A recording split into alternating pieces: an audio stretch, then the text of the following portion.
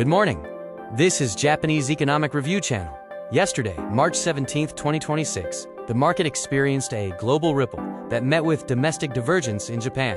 While Wall Street rebounded strongly after a multi-day slide, the Japanese market showed hesitation. The session was defined by a split performance. The Nikkei 225 fell for its fourth consecutive day to 53,700, whereas the broader TOPIX managed to gain 16 points. Three pillars drove the market yesterday. First, the global catalyst was a relief rally in the US sparked by easing geopolitical tensions. Second, we saw domestic divergence, where the Nikkei fell late in the day despite 1,007 advancing issues. Finally, a massive sector shift occurred as investors rotated capital away from tech and into resources like marine transport and oil. The primary catalyst for yesterday's US rebound was a shift in energy policy. US Treasury Secretary Bessent signaled a tolerance for Iranian tankers in the Strait of Hormuz. This immediate de-escalation of supply chain fears led to a sharp drop in crude oil prices, which had been artificially inflated. This effectively snapped a four-day losing streak for the NY Dow.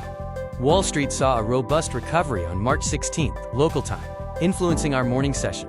The NY Dow rose over 387 points, while the Nasdaq jumped 268 points.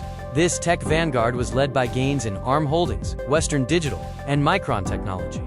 Investors shifted from extreme caution to relief buying as the macro environment stabilized.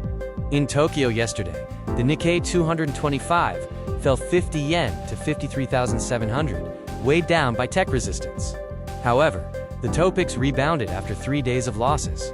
Market breadth remained positive, with advancing issues doubling declining ones, 1,007 to 524. The massive trading value of 6.13 trillion yen suggests that underlying investment appetite remains strong. Yesterday's Nikkei trading was a story of two halves. The morning opened with optimism driven by the US tech rally, but wait-and-see selling soon blocked upward momentum. A critical turning point arrived at 1506, when the index plunged to 53,482, triggered by sudden drops in off-hours US stock index futures. It recovered slightly before the finish. We observed a clear rotation to resources yesterday. Marine transport, mining, and oil sectors surged as safe havens. Conversely, manufacturing drag was evident. Non-ferrous metals and tech giants like Sony Group and SoftBank Group were soft. This movement away from high-tech growth into hard resource value was a key theme of the day. The growth market 250 index declined yesterday, moving counter to the broader market's firmness. While startups like PowerX and Timeee saw drops, human-made 456A was the breakout star. Its stocks surged following a strong earnings report and a stock split announcement, proving that individual catalysts can still drive massive gains despite broad trends. Significant corporate moves were reported yesterday. Sojitz began considering a new rare earth mine development in Australia, with Lynas to secure resources. In materials, Daiichi Kogyo Seiyaku developed a new heat-resistant resin additive. Notably, JAL was designated a designated public institution for disaster countermeasures, highlighting its vital civic role.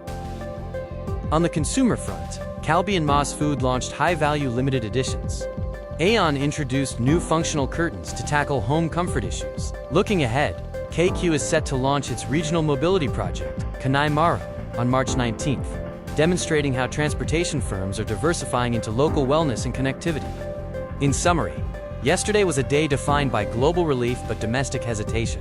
The geopolitical easing in the US halted a multi-day slide, yet Japanese indices remained cautious due to reliance on US futures.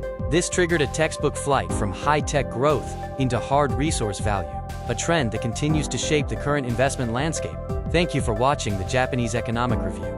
We look forward to having you with us again.